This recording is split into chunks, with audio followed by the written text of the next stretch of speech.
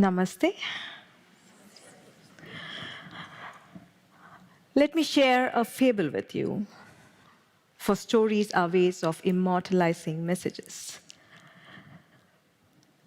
Two monks, Yesmi and Nomi, are returning back to the monastery after a day of teaching in the nearby village. They were just about to cross the river when they hear a woman crying. Yesmi walks up to her and asks her what was troubling her.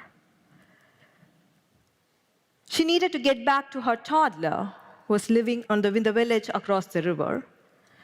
Since the river had risen that day, she was feeling miserable that she will not be able to go back to her toddler, and her child would cry for her all night. On hearing her, Yesmi volunteers to help her. He carries her across the river and drops her on the other side. And they continue with their walk. About half an hour into the walk, Nomi, in a very agitated tone, speaks up. He says, "Yesmi, do you know what you have done?" Yesmi calmly looks at him.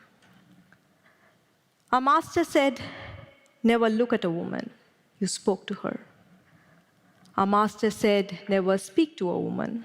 You touched her. Our master said, never touch a woman. You carried her." Yesmi calmly looks at Nomi and says, "Yes, that is true, but I have dropped her half an hour ago. It is you who still carrying her." Let me take you away from the story for a bit, for a tiny experience of meditation. Please close your eyes.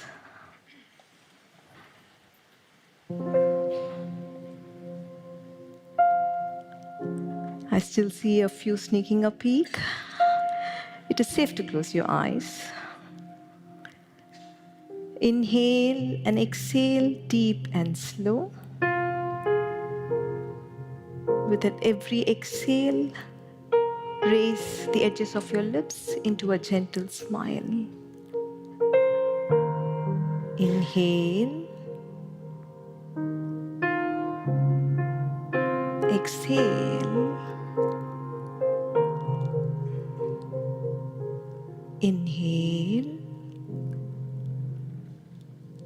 Exhale.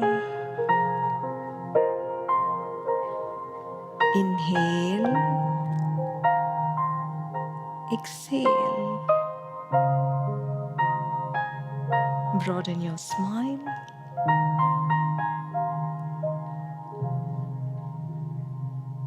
Open your eyes.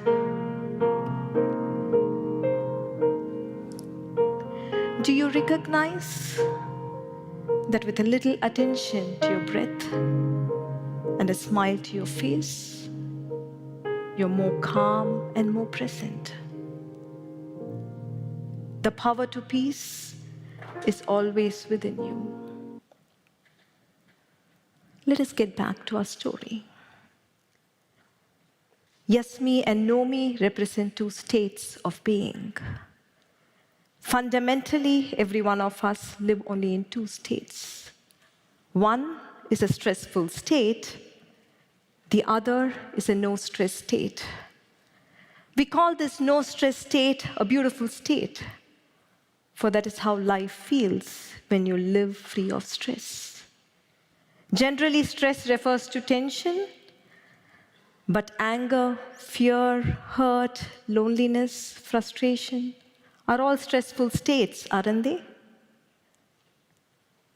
Beautiful state is a state of connection, joy, love, compassion, vitality, and passion. If you're not in a beautiful state, your default state is stress. If you look at the entirety of human life, behind war or peace, cooperation or corrosive politics, love or separation, persistence or failure, finally, happy children or a generation that is troubled. Behind all this is the driving force of these two states, Behind every choice and every action is the driving force of only one of these two states. So the most important choice is from which state do we want to live our life? From which state do we want to relate to the people in our life? From which state do we want to achieve and fulfill every vision of our life? Sadly, our education, entire system of a society, our parents, our religion do not bring sufficient attention to our inner state. In fact, the very structure of education at school makes us compete, makes us feel jealous of another's progress, makes us feel ashamed of being less. It is a total compromise on the essence of being human. Let us get back to our story again. Yes, me represents the beautiful state, and no me represents the stressful state. No me has created a problem in his mind and is paralyzed with it. Yes, me solves a problem of a fellow human being and continues with this peaceful walk. No me is agitated before the event, during the event, and after the event. And his thinking becomes incredibly stupid and complicated because of his inner agitation. Yes, me, while in action, is fully present, and once the action is complete, his departure from the situation too is total. In a beautiful state, there is no compulsive rumination of the past or anxiety over the future. It is a state where you experience inner simplicity and the brilliance of an uncluttered mind. It is a state where you are connected to the present. No me is lost. In a stressful state, you're lost. You're disconnected from the others. You might be amidst people, but yet feel lonely. Yes, me is different. He's connected to the lady's plight. He helps her. He understands Nomi's distress and tries to help him out with a wise remark. In a beautiful state, you're powerful enough to help yourself and help others around you. You're outright intelligent, and your actions are decisive and powerful. Let us observe Nomi a little longer. Anger and confusion have mounted over his ideals of duty and virtue. In my observation, when a stressful state mounts over your ideals, however lofty they are, whether they are of patriotism, unconditional love, duty, or honesty, we become insensitive and indifferent. We hurt the very cause we served, and we hurt the very people we love. Yes, me helped, not because he would be barred entry into heaven, definitely not. Nor did he help, not because he would feel guilty if he hadn't helped. He helped because he was able to feel the lady's pain. He was able to feel her suffering.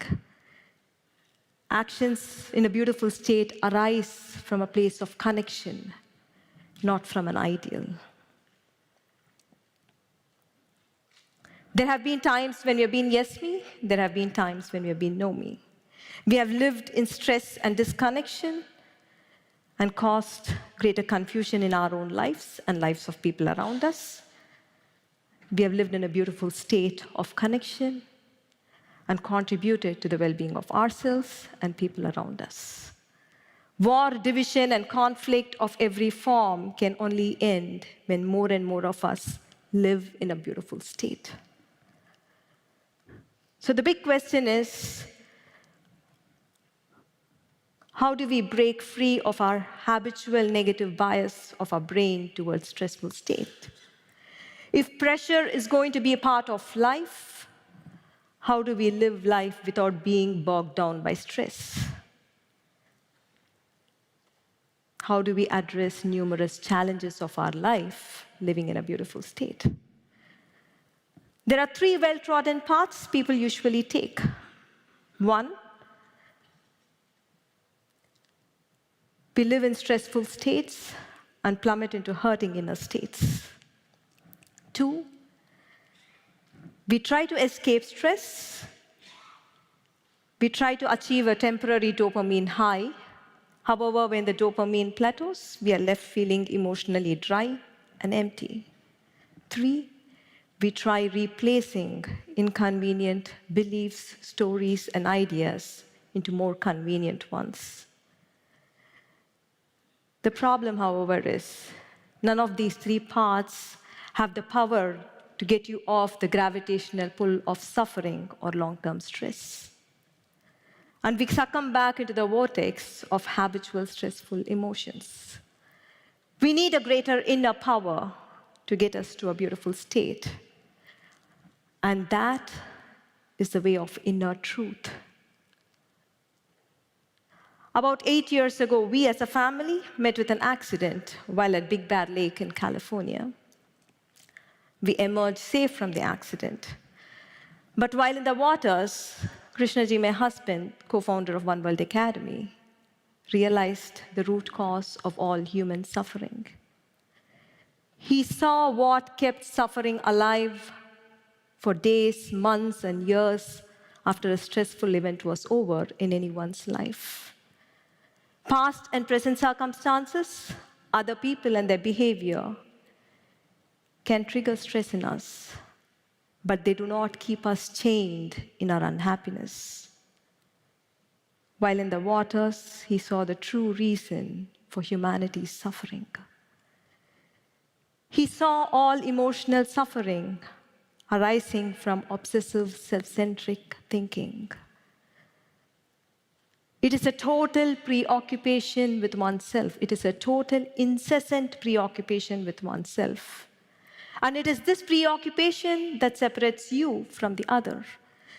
It is this preoccupation that is responsible for war, conflict, and division of every kind that we see in the world today. This truth can be inconvenient for us. But if we can observe our emotional suffering in the light of this insight, then this truth can liberate us. This truth can set us free. In suffering, in unhappiness, in stressful states, you're preoccupied with yourself. We are preoccupied with injustice done to us.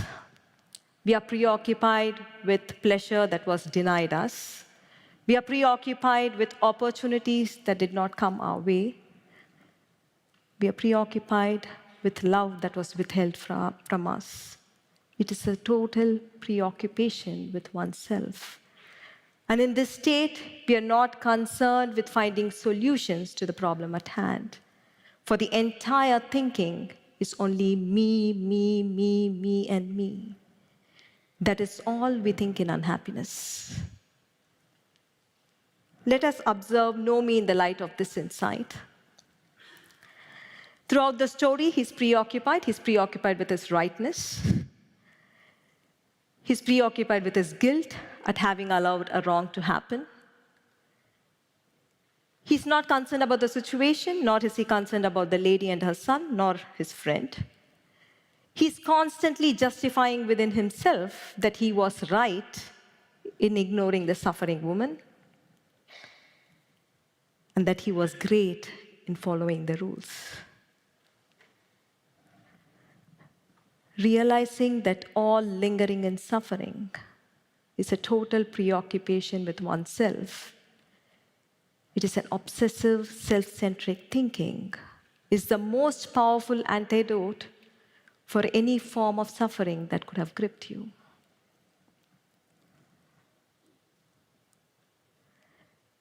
When you see it, not only you walk out of stressful states, but there is a great release of energy. And you awaken to a sense of power, connection, freedom, and purpose. We know the way now. Let's do it. It works. let us do a small 3-question meditation. Please close your eyes. Please remember, meditation is not about a religion. It is about being human. It is about returning to a beautiful state. Bring attention to your breath. Inhale and exhale, deep and slow. Observe yourself. Are you in a stressful state, or are you in a beautiful state?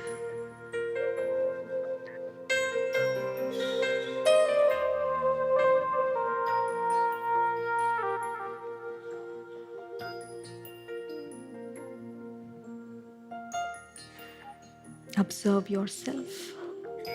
Are you engaged with your past? Or are you engaged with your future?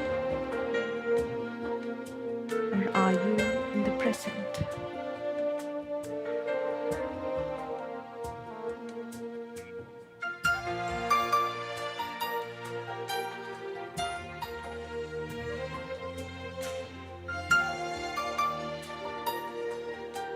Observe yourself. Are you preoccupied with yourself? Or are you in a state of connection?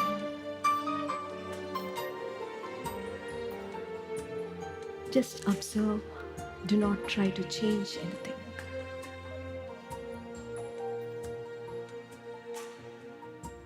Imagine a flame glowing in the middle of your forehead.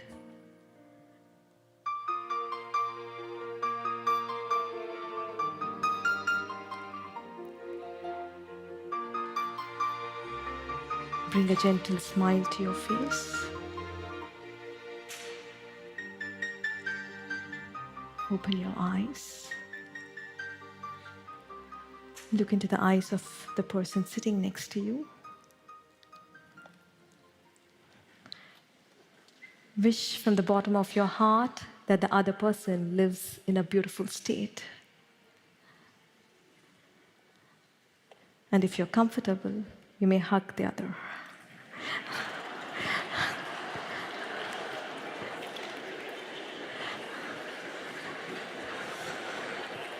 Thank you so much. Namaste.